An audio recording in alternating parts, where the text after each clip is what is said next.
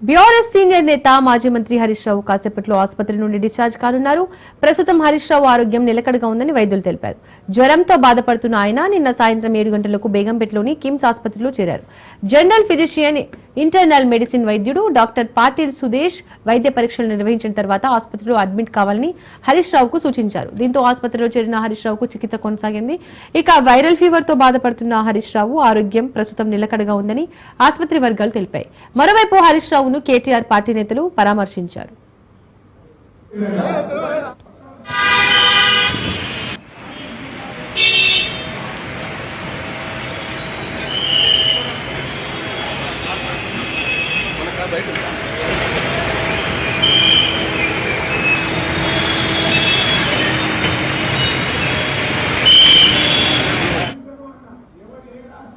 BRS senior నేత మాజీ మంత్రి హరీష్ రావు కాసేపట్లో ఆసుపత్రి నుండి డిశ్చార్జ్ కానున్నారు. ప్రస్తుతం హరీష్ రావు ఆరోగ్యం నిలకడగా ఉందని వైద్యులు తెలిపారు.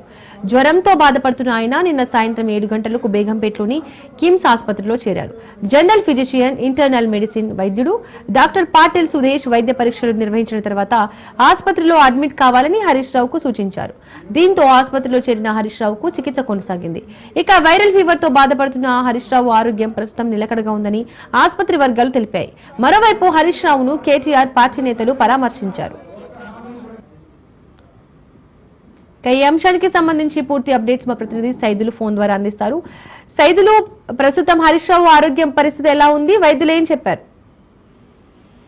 దీపిక, ప్రస్తుతం మాజీ మంత్రి హరీష్ రావు ఆరోగ్య పరిస్థితి నిలకడగానే ఉంది. మరి కాసేపట్లో వైద్యులు మరోసారి ఆయన్ని పరీక్షించిన తర్వాత డిశ్చార్జ్ చేయనున్నారు. ఆయన ఉదయం 10 గంటలకు బేగంపేట కిమ్స్ హాస్పిటల్ నుంచి డిశ్చార్జ్ అయిన తర్వాత ఆయన నేరుగా తన నివాసం కోకోపేటకి వెళ్తారు.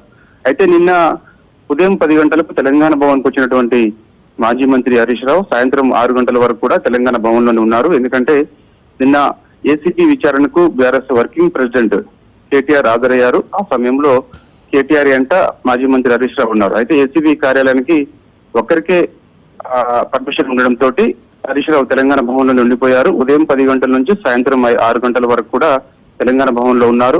అక్కడికి వచ్చినటువంటి నాయకుల్ని, కార్యకర్తల్ని మాజీ మంత్రి హరీష్ రావు కలుస్తూ ఉన్నారు. అయితే ఆ సమయంలో మధ్యాహ్నం 3 గంటల ప్రాంతంలో ఆయన ఉదయం నుంచి కొంత ఫీవర్ గా ఉన్నప్పటికీ మధ్యాహ్నం 3 గంటల ప్రాంతంలో ఆయన కొంత స్వల్ప అస్వస్థకు గురయ్యారు. ఐ ఫీవర్ ఉండడం వల్ల. సో ఆ సమయంలో పార్టీ వర్గాలు తెలంగాణ భవన్ కి అంబులెన్స్ కూడా పిలిపించారు. కొంత ఇబ్బందికర పరిస్థితులు ఉంటే వెంటనే హాస్పిటల్కి తీసుకెళ్లేందుకు. సో ఆయన ఆరోగ్యం నిలకడగా ఉంది, ఇబ్బంది ఏం లేదని చెప్పడంతో అంబులెన్స్ ని వెనక్కి పంపించారు. తర్వాత కేటీఆర్ ఏసీబీ విచారణ ముగిసి తెలంగాణ భవన్ కు వచ్చిన తర్వాత మీడియాతో కేటీఆర్ హరీష్ రావు మాట్లాడారు. ఆ తర్వాత 6 గంటల సమయంలో కొంత అస్వస్థకు గురయ్యారు హరీష్ రావు. వెంటనే ఉటావుటిన తన యొక్క సొంత వాహనంలోనే బేగంపేట కిమ్స్ సన్షైన్ హాస్పిటల్కి వెళ్లి అడ్మిట్ అయ్యారు. వైద్యులు పరీక్షించిన తర్వాత హరీష్ రావుని ఐ ఫీవర్ ఉన్నది, కొంత రెస్ట్ అవసరం ఉన్నది, హాస్పిటల్లో ఉంటే బాగుంటుందని వైద్యుల సలహా మేరకు ఆయన నిన్న రాత్రి మొత్తం హాస్పిటల్లోనే ఉన్నారు. మరి కాసేపట్లో ఫీవర్ కూడా తగ్గడంతో మరొకసారి వైద్యులు మాజీ మంత్రి హరీష్ రావుని పరిశీలించిన తర్వాత అక్కడి నుంచి ఆయన డిశ్చార్జ్ చేసే అవకాశం ఉంది. వెంటనే ఆయన నేరుగా తన నివాసం కోకపేటకి వెళ్తారు. హరీష్ రావు ప్రస్తుతం అయితే ఇబ్బంది లేదు. నిన్న అస్వస్థకు గురైనటువంటి హరీష్ రావు హాస్పిటల్లో అడ్మిట్ కాగానే వెంటనే బీఆర్ఎస్ వర్కింగ్ ప్రెసిడెంట్ కేటీఆర్ తో పాటుగా మాజీ మంత్రి తలసాని శ్రీనివాస్ యాదవ్, గ్రేటర్ బీఆర్ఎస్ పార్టీకి చెందినటువంటి ఎమ్మెల్యేలు, ఇతర బీఆర్ఎస్ పార్టీ నాయకులందరూ కూడా బేగంపేట కిమ్స్ హాస్పిటల్స్ కి వెళ్లి మాజీ మంత్రి హరీష్ రావుని పరామర్శించారు. సో ఇబ్బంది ఏం లేదని డాక్టర్స్ చెప్పడంతో అక్కడి నుంచి తిరిగి వెళ్ళిపోయారు. సో హరీష్ రావు తో పాటుగా కుటుంబ సభ్యులు మాత్రమే రాత్రి అంతా బేగంపేట కిమ్స్ హాస్పిటల్లోనే ఉండిపోయారు. మరి కాసేపట్లో వైద్యులు ఆయన్ని పరిశీలించిన తర్వాత సో డిశ్చార్జ్ చేస్తారు. వెంటనే ఆయన కోకపేట తన నివాసానికి వెళ్తారు. Right, thank you Saidulu.